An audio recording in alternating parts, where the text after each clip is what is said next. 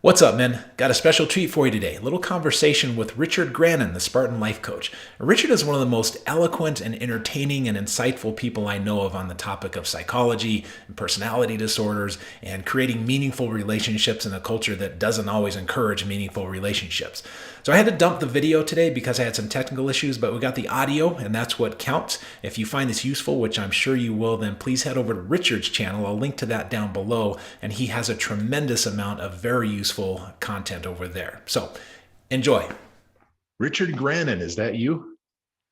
It is, as far as I'm aware, so far today. Good to see you. Very good to see you again too, sir. Always a pleasure talking to you. Well, I can't imagine that anyone in my audience doesn't know who you are. But for those who don't, you have a company called Spartan Life Coach. And your main claim to fame, I think, is that you help people defend themselves from narcissistic abuse and break out of those patterns of being on the receiving end of narcissistic abuse. But I think that description really sells you short because you speak with more eloquence and insight than almost anyone I can think of about just psychology in general, about human relationships, about personality disorders in particular. And I'm curious how you came by this insight that you have. That's a very strong compliment coming from you, sir, and I appreciate it very much. I don't. I suppose the subject of psychology has fascinated me since I was a kid, and I, to the extent that I have any gifts at all, which it is always a subject of debate, I do seem to have the ability to make things that are complicated and then make them a little bit more accessible. That was my job for a few years, working in the British education system. And I think where I'm, you know, where people enjoy the material is probably where I can do that, where I can say, okay, this is a little bit complicated. We have to go through something called the DSM and look at the cluster B personality disorders and all these traits, and then reduce it down to something that is understandable. And I guess I personally find the subject very interesting, and I think that the enthusiasm and curiosity probably where it works, and when people do like what I'm saying, it's probably because they're feeling my enthusiasm for the subject. Well, I would say, yeah, you definitely have enthusiasm, but you also, as you said, you take these complex things and you boil them down. And I wouldn't say you oversimplify them at all. You simplify them in the sense that it's easy to wrap your head around the way you talk about these things. So I wanted to talk a little bit about today about vetting people, because most of my messages to men, to women too, but mainly to men, because men don't get very strong messages about vetting people that they bring into life, particularly their romantic partners. And so this topic of personality disorders that you speak so well about, it's a tricky one because, as you know, when you encounter someone with certain particular disorders, especially like antisocial, borderline narcissistic, these are the personality disorders that can come on really strong and they can make you feel wonderful right out of the gate. Mm-hmm. But yes, absolutely. Not necessarily people that you want to be in a relationship with, because by definition, a personality disorder is a condition that precludes normal relationships, what most of us regard as normal, healthy relationships. Would you agree? Absolutely. Probably I would phrase it even more strongly than that. I would say you must avoid being in a relationship who even is on the spectrum for a cluster B personality disorder at all costs, because the juice, whether it be the attention, the affection, the excitement, the sex, is not worth the squeeze. These are people who will leave you with a very damaged sense of self. They will warp your perceptual filters. They'll ruin your confidence, and they can do damage that even with good guidance, as you know, takes years to really heal and deal with. And many people, perhaps even the majority, simply don't heal properly from these scars. So yeah, we have to be very, very careful when we're vetting people to make sure that we're not falling into these traps, for sure. I was thinking before we talked this morning about how, for many years now, we've lived in this world where we try to soften the harsh edges of language. And I think that's useful where it adds precision or where it eliminates just needless cruelty. I have no problem with it. But I don't approve of it. I don't find it useful when it hides the reality of the world, when the harsh edges of language, which we need to describe the harsh edges of the world. And I was thinking about this term personality disorder, and how when you say someone has a personality disorder, you're essentially saying that person's fundamentally flawed. You're not going to be able to Mm, carry on a normal relationship with that person, or any kind of mutual mm, satisfying relationship. It's going to be a one-way street. And to say that somebody has a personality disorder is, aside from the cartoonish insults of saying somebody's Hitler or something, it's one of the harshest assessments you can make of another human being. It really is yes. a serious indictment. Yet I don't hear any advocates out there saying we need to eliminate this term because it's overly harsh. I wonder why that is.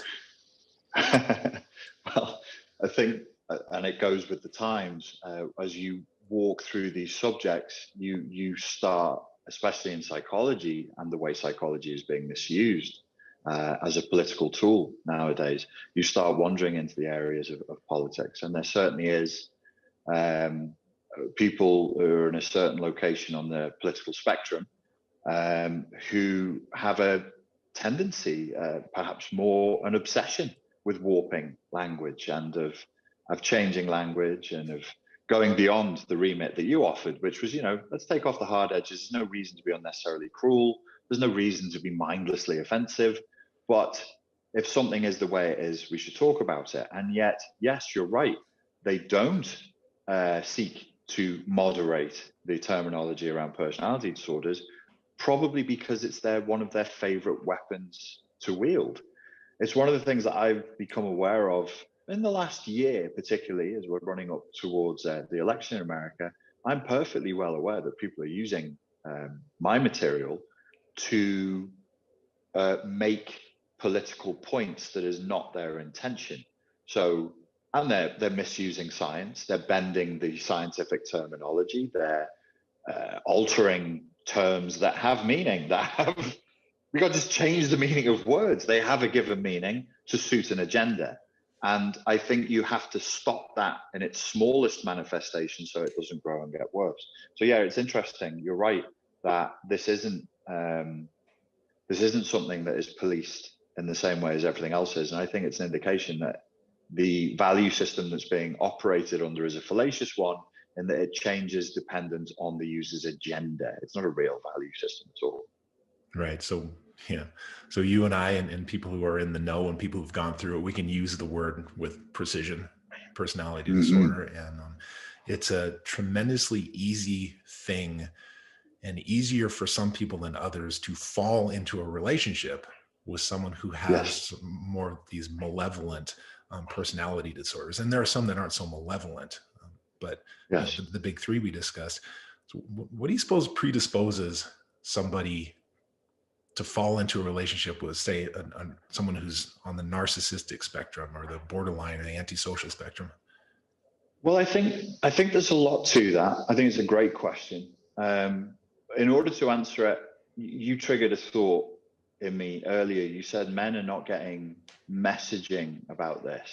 And when I was preparing for the interview, I was thinking along similar lines, but I didn't quite phrase it that way in my head, which is, if you're going to do something, anything, engage in a project, engage in a business enterprise, do an interview, build, I don't know, go play tennis, you need to have a vision of what it is that you're trying to do. And the messaging that men receive around this is vague, contradictory, and not particularly useful to men. And I think that what men should all do is something that's counterintuitive, because we're not conditioned to do it, which is to get a very clear vision of what they're looking for first. So that when somebody comes along who falls outside of that vision, you may make allowances. You may say, well, I'll compromise, or I choose to be with this person even though they're not in alignment with my vision. But at least you need to have the conscious thought, this is not in alignment with what I was looking for. On that subject, when people are when men particularly are looking to do relationships, I would say use the psychology terminology and use business terminology. This is what I do. We are actually looking to create safe attachment with another person that can last over time. Safe attachment is what we're looking for. try not to think in terms of love, romantic love, romance, because it's so hijacked. These terms are so hijacked. It's very hard to think clearly. And the second element of it, from a business point of view, both of these points of view are rational because we are men, would be to look at the person and say, are they qualified for this role?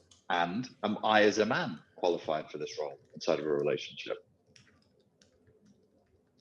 Yeah, I'm taking a couple notes here. Safe attachment is the first thing you said, and then qualified. Is this person qualified? So you're talking about knowing what you want, and the beauty of, I think, what you're saying here, if I understand you correctly, is that if you know what you want, then you don't need necessarily to be an expert on antisocial personalities or anything else. You just need to know if somebody does or does not fall into safe attachment and the qualifications that you're looking for. Realistically, very few people who are watching this have a chance of actually becoming experts on the subject. And I'm not being pompous or patronizing. I'm just saying that I know, we all know perfectly well, in the age of very little time and very little attention, you're not going to read the research. You probably haven't been trained to read the research. I'm not being patronizing, but I can't go and educate myself on epidemiology overnight. So I have to accept that I'm not going to do that. So what do you do instead? You read articles posted on Psychology Today that take 4 minutes to read, and that even tell you at the top this will only take 4 minutes of your time, which I noticed Psychology Today is doing now. It's like, please read this article, it'll only take 4 minutes. There's not much of depth that can be conveyed in 4 minutes. And the other thing that you'll do, or what one would do, is listen to YouTube videos. And there is so much misinformation out there, and confusion, echo chambering, people putting out nonsense that basically massages the egos of their followers to try and get them into coaching or courses to make money from them. There's a lot of crap out there. So I would say, don't even bother. If you're not going to sit down and dedicate realistically a few hours a day for months, it's not an easy subject, and it's not clear. I mean, the delineations of what and what isn't a personality disorder are not agreed upon universally, as I know you know, but the audience might not. Not everybody believes that narcissism is a personality disorder, for example. So if an audience member said to me, well, explain why that is, I'd be like, well, do you have 3 hours? I mean, it's not an easy thing to just pick up and get hold of, but we're acting as though it is, which is why I don't like the terms being bandied about with the casualness that they are. Yeah, and that's actually something that I wanted to touch on, but maybe we don't have the time, is how do you, and maybe it's too much of an academic point, but how do you distinguish between a narcissistic personality disorder and narcissistic behavior that the culture seems to be demanding of younger generations? And maybe even, So this is one of the key points that I was going to come to. It's a great question. It's probably the question of this interview, if people are taking notes, is how do you distinguish between a personality disorder, which is PPP? It's permanent, pervasive, and personal. It lasts across time. It's in the personality. It's not context specific, and it pervades every single element of their of their character, their personality, which probably can't be changed, versus culturally induced narcissism, which is learned and therefore can be unlearned. And that's a really key issue for this whole interview, I think, is because guys are going to run into narcissism. You're going to run into narcissism, not necessarily narcissists. Right. But you would look through your Psychology Today article. I'm not being disparaging of Psychology Today. I like the fact that they're making it accessible and popularizing it. Wonderful. But the risk is people start to get an inflated sense of their understanding from bite-sized chunks. So if you read the 9 traits of narcissism, and then you take a girl on a date, and she does this, and she's grandiose, and she's in love with the false image of herself, and she's envious of her girlfriends, and she displays arrogance and haughtiness, you go, well, by golly, by gee, I read that article, that's a narcissist. And I would say, slow down. You mentioned younger people. So if you're dating girls, really, like, millennials are all the way up to 37 now. That's how much the world has moved on. They're not young anymore. So if you're dating women between the ages of 37 down through to 21, where the cutoff point is for Gen Z here in 2020, you're going to face narcissism. And I'm not pinning anything on millennials. Everybody settle down. Beyond that, culturally, we are all millennials now, to the sense that the culture has this homogenizing effect. We're all consuming the same social media. All cultural boundaries and age boundaries and ethnic boundaries and national boundaries are blurred. So we're all kind of a little bit millennial now, which means we're all kind of narcissistic in our interrelatedness. We're solipsistic, we're self-serving, we're very, we generally have a tendency to be very sort of Machiavellian and transactional, like, what are you going to do for me? And people are out to take. So you have two people in a room trying to form a safe attachment, or they think they are, but they're both trying to take from the other person and consume them like they're a product. Well, of course they can't do it. So you effectively have a lot of sexual autism and romantic autism out there, which is what do you mean by sexual autism, romantic autism? Okay, so sexual autism is a term that I heard first from the great psychology professor Chris Rock, the stand-up comedian. Right. Now, I think it was his therapist that diagnosed him with it, that caused his divorce. He goes through this in a Netflix special. And I just really started thinking about my sexual experiences in the last 7 years with younger girls in their 20s.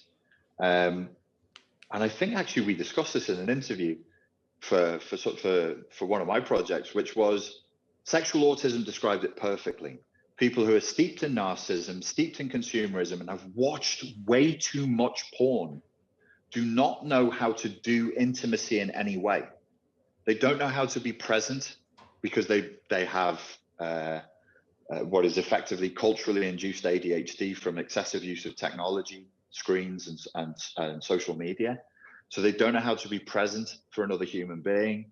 They don't know how to show up as vulnerable for another human being, and there's no intimacy without vulnerability. And then at the sexual level, everybody's objectifying everybody else because of porn. So as a man, you're expected to show up with a big hard dick and do some thrusting like some sort of a sex machine.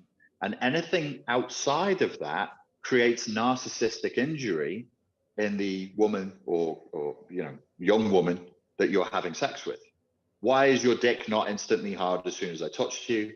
Why are you not thrusting it in and out of me like a porn star? Because that's my first experiences of pornography from the age of, I think the research indicates in this age group, it would be 10, 11, 12, they start consuming porn before. So they've consumed probably hundreds of hours of porn before having any physical first-person sexual intimacy themselves. Of course they're warped. Of course they're completely warped. They're like, men are muscular thrusting machines. And if you're not that at the drop of a hat, narcissistic injury and upset and emotional flashbacks are the end result. So presumably, however many people are falling into this trap of development, and they are not predisposed to a personality disorder, but they are vulnerable to this culture that is overwhelming them with imagery and demands. They have that ability, one would assume, to be giving and to be vulnerable and to have a give and take romantic relationship. Yes.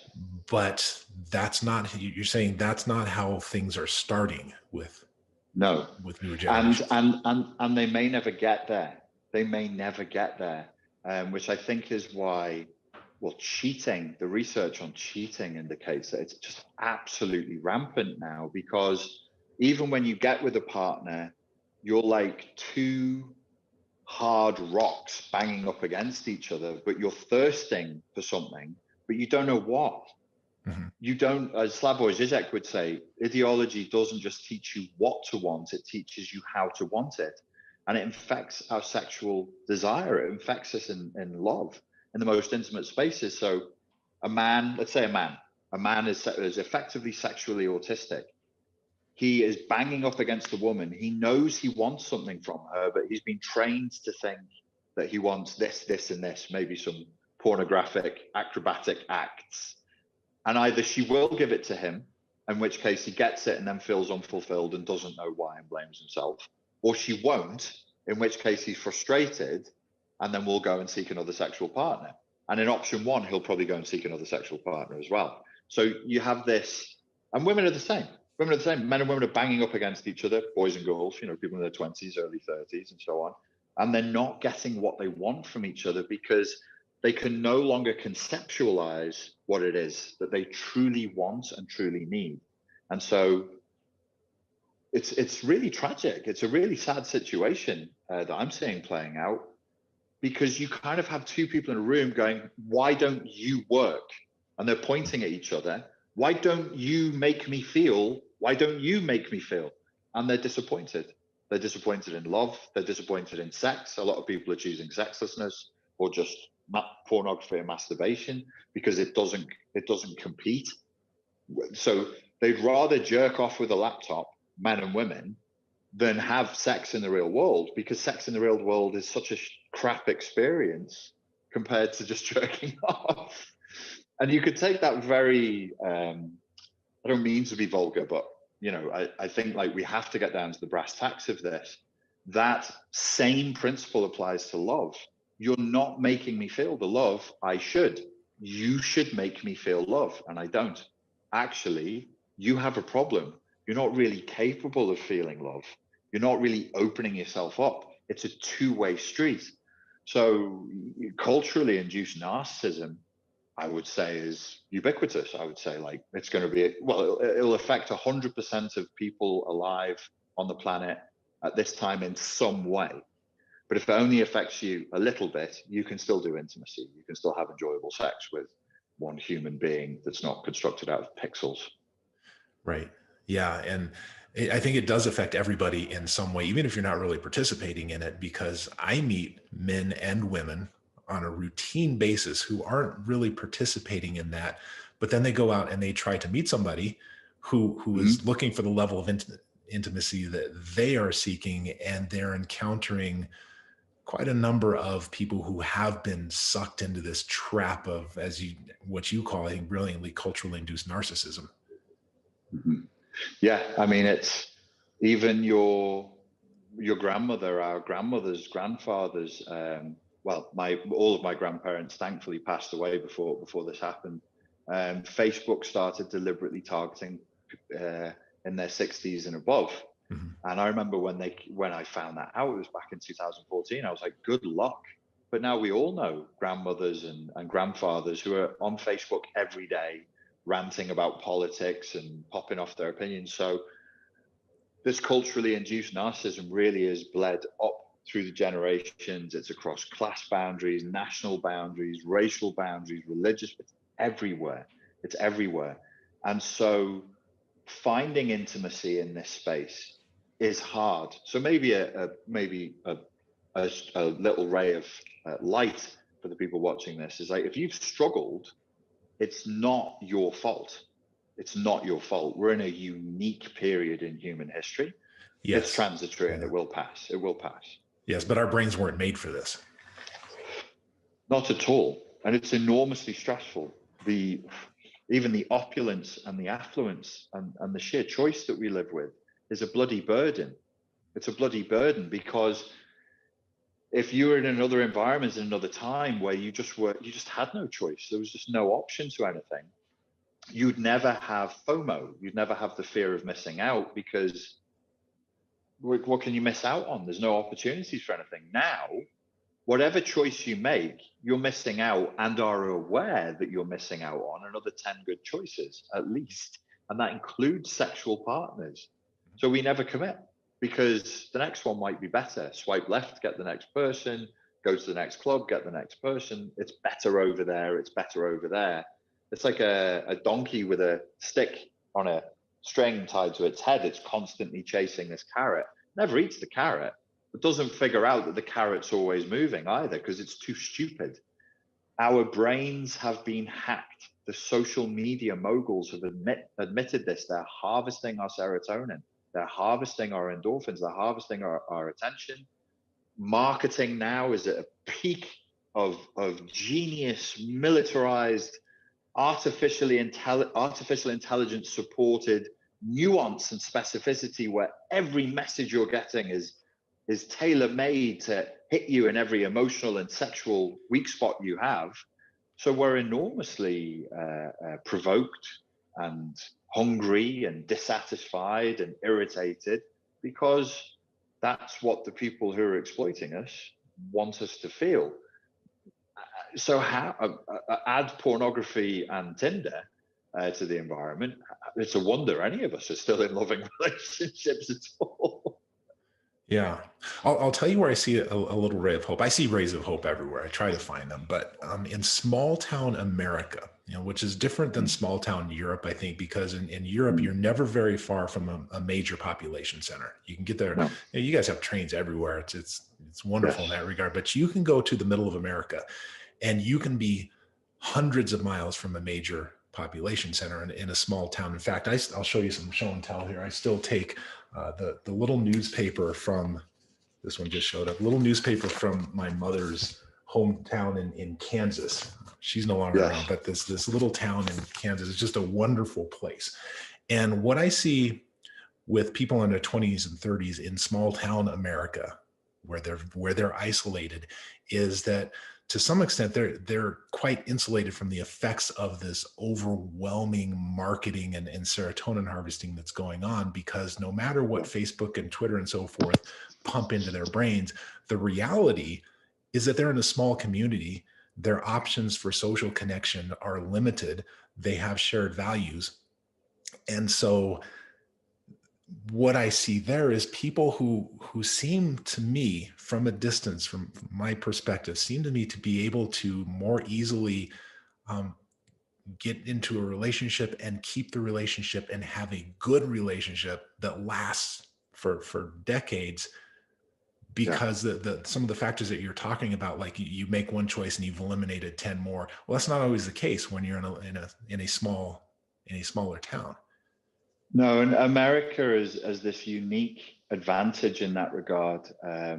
It's something that I've, just for my own personal interest, I've been exploring more recently, which is, when you're looking at the political thing, especially in America, you can't divorce the political outlook in America. You can't divorce it from geography. That's a meaningless statement in the UK. Yeah. You couldn't say in the UK, you can't divorce it from geography. Be like, of course you can. We only live 4 hours from anywhere and anything, or 6 hours, I think, is the maximum you can drive across England. But America, history, geography, religion, huge, because it was originally a very, very religious country, and you still see that. And there's this unique thing in America, which is a certain element of the political spectrum is very, very suspicious, and has been historically since the beginning, of big government and big media and big corporations. And they are proud of blocking it out. It becomes part of a cultural identity. We don't do that around here. So you do have that in middle America, and even for young people now who aren't particularly religious, or would say, I'm not a church goer, they're still living within the echoes of quite a religious environment with religious coordinates that would support safe attachment, and that does reward safe attachment. You live on the coasts in America or in cities, where's your reward for safe attachment? Would you say that you're punished in some way, and not punished by an authority, but punished in the classical sense that you get a negative outcome from? Yes, in the Skinner Ratner maze sense, the behavioral sense, yes, you are not punished by a top-down authority figure. No, you're right, but it's a punitive experience to be safely attached. You're kind of losing an implicit game that nobody ever read the rules out to you for, but you just know, because it's ideology, that you're kind of supposed to be a player, male or female. It's the same now. You're supposed to be a player. You're supposed to have multiple sexual partners, and this is not, lunatic conspiracy theory. There've been articles written that go back 12 years advising women. I remember reading something in 2011 or 12. It was a New York Times piece where a woman was advising women to have a gaggle of men and to never have fewer than 6 men pursuing her. And I was like, so this is the archetype of the successful, modern, Sex in the City style, um, smart alpha female. She should always have a number of men behind her. I'm not passing a value judgment on that. What I would say is, if you are committed to that lifestyle, you lose the right to demand safe attachment. You lost, like, and if you're a man and you're a player or an F boy, as they say, and you have 6 or 7 goals on the go, fine, do it. Have a nice time. I hope you don't hurt too many people's feelings. Don't come crying to me that you can't do safe attachment. No, you'll get no sympathy from me. Right. Life is full of trade-offs. And if you choose one path, you give up another path. Which is taboo to say and taboo to bring to people now. And I think this is where my particular interest right now is the books of Cormac McCarthy. Matthew McConaughey, a Texan, has just done his interview on Joe Rogan a few days ago, and it made me go back and watch No Country for Old Men from a political and psychological perspective. And I was like, I see there are points being made here that I missed before when it first came out by Cormac McCarthy, who I think is one of the best nonfiction authors in the world, which are around choices and the idea that in order to live, we have to make choices. And when you make a choice, you make a sacrifice. That's life, kids. Grow up, suck it up. When we teach people, or when it is taught, when it is taught to people that they don't have to commit, they don't have to grow up, they don't have to sacrifice, they don't have to do the Jordan Peterson, pick up your bloody burden and get up. When they don't have to do that, it's the cruelest thing you can do to people. It is. Because you're depriving them of the knowledge that you have to make choices in life and that every 100%. Choice comes with a cost. 100%. And we started out, or rather you started out, by making the point that language should point to truth. No matter how painful it is, it should point to truth. And when we lose that truth and we force people to live a lie, even though from the outside, yes, it's hedonistic, it's pleasure seeking, and it kind of looks fun, it's miserable because it is a lie. And everything in their reality is banging up against this narcissistic shell of the false self that's desperately trying to cling on to the lie because they've been committed to it their entire lives. And now reality is knocking on the door saying, this isn't going to work out for you, kid, much in the way that Anton Chigurh, the killer from No Country for Old Men, knocks on the door and says, it doesn't matter who you are, what your fantasy is of how smart you are or how tough you are, consequences are coming and you can't escape them. It's inescapable.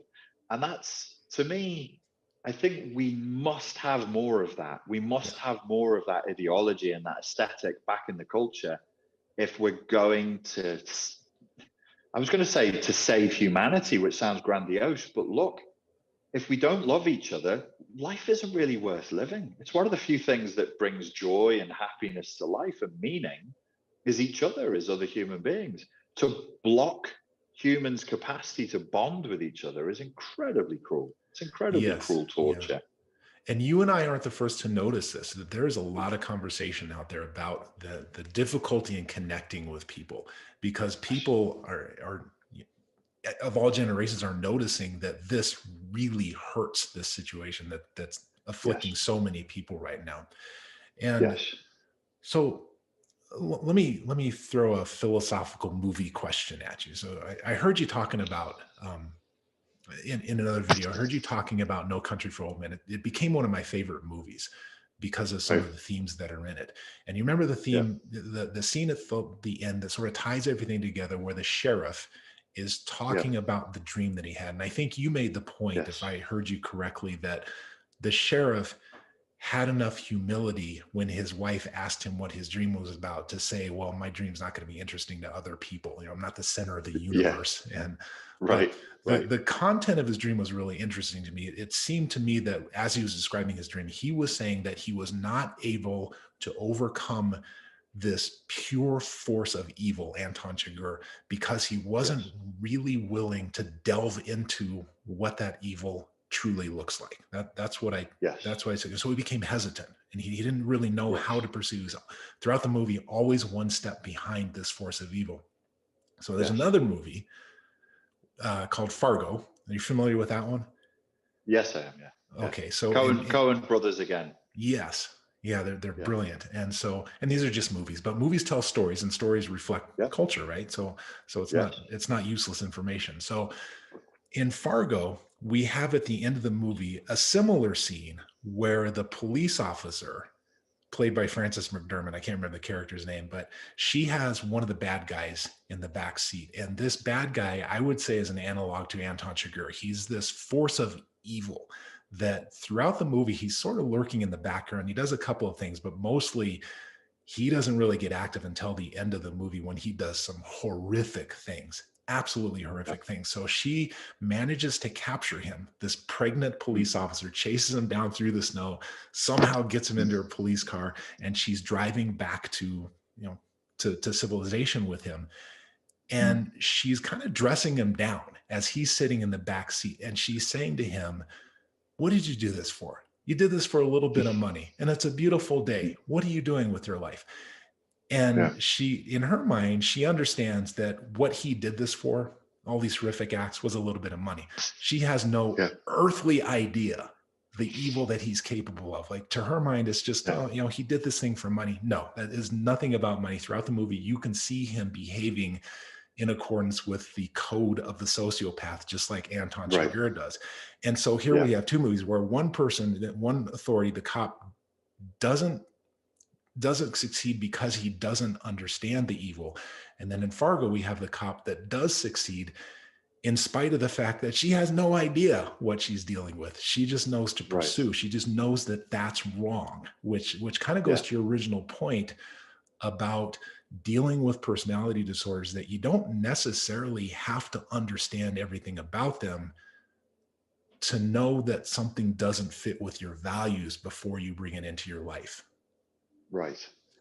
Which is, I think the advice that I've been giving people for a few years now is because people get stuck on diagnosis. And I'm like, I'm not qualified. You're asking a person who's not clinically qualified to diagnose to talk about somebody in the third person. Again, you can't do it. It doesn't exist anywhere in the world to offer a third person diagnosis based on what client number one is telling you about client number two. That's not a thing. And anyway, it doesn't matter, because abuse is abuse. And if somebody's treating you badly, you have the right to just say no and to just deselect them, to leave them, to get out of the situation. You don't have to put up with it. And people say, well, it's complicated to know. And I would say, no, it's not. What is love? Does this look like love? Does this sound like love? Everybody can have a bad day. People can, they lose a parent, they get drunk, they do and say terrible things. Fine. Any human being can fall into that dark hole. But if it's consistent pattern over time and across contexts, permanent, pervasive, and personal, this is not good. This is not good. And you don't have to put up with it. You can just say, I choose to not have this kind of person in my life. I don't really care what your problem is. I don't care whether it's psychopathology with a dash of histrionic, with a touch of fragile narcissism. It doesn't matter. It doesn't, really. No. And even the psychiatrists, even the psychoanalysts, they don't agree to a nuance on what the boundaries of these terms really mean. And as I said before, some people present a very convincing case that they don't actually qualify as personality disorders so much as just crappy predatory patterns of behavior. Okay, so let that go. Know what you want. Know that you're looking for a safe attachment. Know that you're only going to recruit somebody into the project of your life who's qualified. Sorry about that. Know that you're only going to recruit somebody into your life for the purpose of safe attachment who's qualified to offer it. Is this person capable of love? If the answer to that question is I'm not sure or no, stop. You're not going to change them by loving them. No adult gets loved better. That doesn't happen. That's not a thing. So I think that's a trap that men are particularly, no, I was going to say men are particularly prone to falling into that trap. I think men and women are prone to falling into that trap in different ways. And I think men we're conditioned, and I think it's somewhat of a genetic predisposition that we are here to serve. We're here to give more than we take. That's what a man does. And so when you come up against somebody who is a taker, and you're not aware of the fact that maybe you have this predisposition to be too much of a giver to the point where it's not helping you or them or anybody, it is very easy to fall into a pattern where you're constantly trying to catch up to them and trying to please them. Yes. And to just support the point that you made, where men are susceptible to this, and then you corrected it. Men will do this in a manly way, and women do this in a woman's way. So a man shows up as the archetype of the warrior, the father, the protector, to save a woman in distress. But women also, they show up as the archetypes of the mother, the matriarch, the queen, to protect the. What we're actually trying to do is, it's not a male-female thing that's happening there. In terms of transactional analysis, it's a parent-child thing. And in transactional analysis, only two adults can bond. You can't have an adult bonding with a child. You can't have an adult bonding with somebody who's coming from parent. And these dynamics of being rescuer, rescuer, victim, abuser in the Cartman triangle. If you're showing up to rescue somebody, you're showing up as a parent helping a helpless child. Ladies and gentlemen, don't do that. Give up. That's not a healthy relationship dynamic. It's never going to work. It's miserable. Miserable. I can tell you where it leads, because I work with a lot of couples. It's a large part of my practice now. And this mother-daughter or mother-son or father-daughter relationship, this just ends up with resentment from all corners. Nobody wants to be a little kid. Nobody wants to be a parent in a relationship. Some people, they may think they want that, but it's going to work very poorly.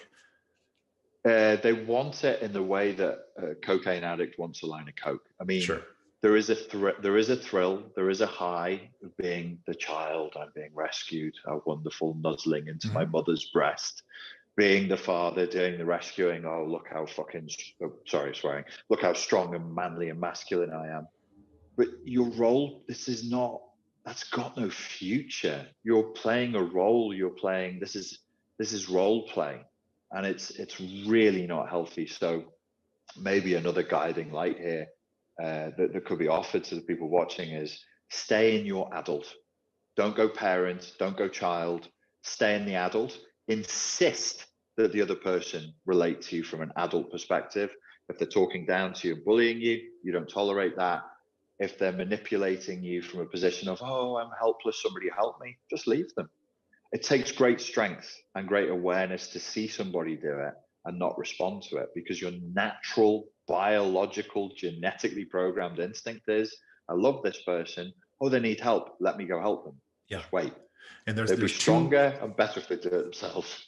Yes. Yeah. It's sort of like the rule that when you're working with the elderly, or if you have an elderly relative, you don't do anything for them that they can't do by themselves, because you just weaken them and you hasten their demise. But there's 100%. two challenges in what you just described. The first challenge is in recognizing the behavior from somebody else as being not behavior that's going to lead to a conducive relationship, or conducive to a healthy relationship. And so much of that just comes from your gut feeling, because you're not going to go into the journals, as you say, and memorize walls of text about this behavior. And even if you did, it wouldn't speak to that visceral gut feeling that says something's not right here. So that's challenge number one, is recognizing their behavior. And then challenge number two is recognizing your own predisposition and, as you say, not giving into it. And it's a little bit daunting, those two challenges put together. Well, to raise Jordan Peterson again, obviously, I don't take everything the man says as gospel. There's a lot of it that needs questioning, especially from a psychological point of view. But I think he's very good on relationships and qualified to talk about it. He's been in one relationship with one woman since the age of 17, I think. And what he said, using the Jungian perspective, was, when you get closer in intimacy, I only ever heard him say it on a podcast, on a Jordan Peterson podcast. I never heard him say it publicly. The closer you get in intimacy, the more of the other person's unconscious you're going to meet. He calls the unconscious the monster, but this is the Jungian shadow. And I really am at a stage personally where I think I would be saying to people, look, a loving relationship is probably the greatest challenge a human being can face. And what it demands of you is nothing short of a kind of Buddhahood. You must make the unconscious conscious, perhaps parenting. Probably parenting is the bigger challenge and will open up even more of your shadow. But unless you're prepared to commit to the work of making that which is unconscious conscious, I don't see you escaping repetition, compulsion. I don't see you escaping into generational trauma. I don't see you not making these terrible mistakes over and over again, because it's not you, the listener, the people listening to us. You are probably a good person. You're probably rational. You're switched on. If I ask you what you want in a partner, you're going to tell me, you're going to say all the right words. And then you'll notice there's a gap between your espoused ideology and your behavior. Why? That gap is the shadow. That gap is the unconscious. You do something different. You say one thing, but you do another, as all human beings do. That's the realm of the shadow that really needs some light shining on it. And I want to hear your thoughts on this, but I think that one of the best ways to shine light on that is to put words to your story. Where did you come from? How did you get to where you are? What patterns have you been repeating? What do you, and you can get very almost atomic with this. You can start breaking down your interactions with people. If you walk away from an interaction that feels particularly bad with someone, or you just feel like something is amiss, take some time, go for a walk, get a cigar, whatever it is, and walk yourself through it and put words to this experience. Would you, what do you think? I would say if we're going to offer advice that is particularly and peculiarly gendered towards men, it's a great failing amongst men to not do what you just said. I do think there's a tendency amongst men, like women are good at, what do you call it? Forensic analysis. After something has gone wrong, talk it through in their own heads, more emotional intelligence. Talk it through with their girlfriends. Talk to a girlfriend. Yeah. Right. Whereas that's a guy is going to go into his, if he's not trained to do otherwise, going to go into his cave. Maybe he'll have a little chat to himself about it, which is nowhere near good enough. And then he'll go, just shove it down and keep going, because that's a manly thing to do. just keep soldiering on, baby. Don't just soldier on. Don't shy away from the difficult conversations, the emotional conversations, where you have to sit down with somebody and say, hey, so this happened, you did this, I did this is what happened. And this is a whole other skill set where you start getting into how it made you feel rather than arguing about the details of what actually occurred. And actually having the confrontation with somebody without being disagreeable and confrontational, so that they can change their behavior and show you who they are and say, you know what, I did speak to you a bit like that. I'm sorry. I won't do that again. Or they'll go into a narcissistic rage and be like, how dare you question me? In which case, you know, you're not with somebody you should be with. But men, I think, if my prejudice would be that men are a little bit shyer of doing that than women are, than having that conversation. Yeah, I think they are. And, you know, we were talking about trade-offs earlier and how when you choose one path, you give up another path. And you know, you and I don't know what your experience is, but my experience with older generations is that there is a hesitancy for men to delve into emotional topics, and there's value in that. That is not a random mutation that came along. That serves a purpose. But like anything that serves a purpose, it can go too far. And so if you grow up around that and you absorb this message that we don't talk about things, we don't put words to our emotional experiences or our cognitive experiences, we stay away from that because that's not what men do. Well, then you're giving up something. And what you're saying essentially is, you know, I guess I'm going to spend the rest of my life drinking and yelling at people because I don't want to go down this other path. You know, and it turns out that that's what some guys choose, and that's what some women choose. But when you choose this path, you embrace a little bit of discomfort because it may feel like you're breaking the rules by discussing emotional topics. And, you know, it's fortunate for me that I turned out to be a major rule breaker. And so I was willing to break that rule because I would have gone down that path of, well, I guess I'll just drink and yell at people the rest of my life. And that's no way to live. So when you choose that path, you're embracing that discomfort, and that discomfort really sucks at first. I don't want to underscore. I want to underscore how uncomfortable that can be if you grow up around the mindset that you're not supposed to do that. But you also give up this other thing. You give up the drinking and yelling at this. So I'm sorry. Go ahead. Yes, I was just going to say it's cultural conditioning, and if you're raised in an environment where you're encouraged to be agreeable, it's very hard to do. It takes enormous courage to do. You mentioned the older generation. I was thinking of my grandfather, who was a fighter pilot. He got in dog fights with the Japanese. One of his best friends was a very famous Canadian fighter pilot in World War II, who kamikazed himself into a Japanese warboat. And the Japanese built a statue to this guy, which is the only foreigner they ever built a statue to because of this one singular act of bravery. And I think, imagine flying these planes and being shot at. And I remember my grandfather telling me, I was into guns as a kid. I was like, did you carry a gun? He said, yeah, I had a pistol. And I said, oh, was that if you got down so you could shoot at the Japanese? And he just laughed. He was like, no, that was for me. So they're issued with, here's some food, here's some water, here's a map. If you get shot down, you just pop a cap in your own head. And that's it. Nobody talks about it. And I think, how emotionally literate is that man supposed to be, having, during all that? Emotional literacy is of no use. It would be a handicap when you're in that situation. A dreadful handicap. Yeah. Well, let me sit down and journal about this. What's going on? Which would, it's just that level of, I just think in terms of levels of courage and commitment, it's really hard for us to, it's only like generationally, it only happened yesterday, effectively, World War II. To actually just point your plane at a ship and go, I'm going to die now by crashing it into this. We are not faced with those kinds of challenges. This is our challenge. This is what requires courage now. And I don't say that, I'm not trying to draw a stupid comparison between then and now. They still had things that they loved, and they could still do love, and they still had things worth fighting for.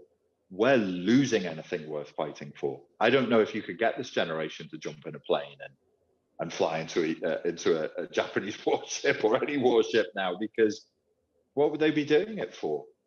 At least they had the idea of love. They had the idea of family. They had something that they were aspiring to. And the reason we fought these wars was because ideologically, we believed, rightly or wrongly, the forces we were fighting against would take that away from us. So we fought. So this is our challenge, and it's not to be sniffed at. Okay, you're not going to get your arms and legs blown off. Okay, tough guy. Go and tell your wife you're not happy with the way she spoke to you in the supermarket tomorrow. Tell me how much you shake. Tell me if your lip gets sweaty. Tell me if your hands shake or your voice breaks. Why is your voice shaking, tough guy? If it's not that big of a deal. It is a big deal. It takes courage, because you're being vulnerable and you're saying, hey, I love you. I want to be with you. This doesn't need to be a catastrophe, but the way you spoke to me, I'm not happy with it. And I want to have a conversation about that so that we can resolve this. That's tough. That's some real adult stuff right there. I think that's a really great note to wrap up on, because that is the antithesis of this cultural problem that we've been discussing. It's moving toward that discomfort rather than moving toward the comfort of instant gratification and infinite choices. And there are a tremendous number of people out there who are trying to make that choice. And so maybe you've given them a little bit of impetus to do that. So I think that one of the key things here is seeing what is of value, seeing what people really want, seeing what is worth fighting for, and then going for that. And anything that falls outside of it, no matter what the side benefits are, or how hot that girl is, or how hot that guy is, you have to say no. Don't be a pushover. Set a boundary, set a rule. I just feel like no matter what's on the table, I'm not putting up with that. Because once you get compromised on one thing, you'll be compromised on everything. Yeah, and that is 100% true. If you it's like a walled city. If you have a section of the wall that's missing over here, well, your wall is useless. Yeah, Yeah. absolutely. So, Absolutely. well, Richard, where can people find you? They can go to my YouTube channel, which is called Richard Grannon, or they can find me on Instagram at Richard Grannon, all one word. I'm always putting out content all the time. You're prolific. I am. All right. Well, Richard, thanks for being on. This was great. Thank you very much, sir. Always a pleasure talking to you. Yeah, let's do it again. Cheers.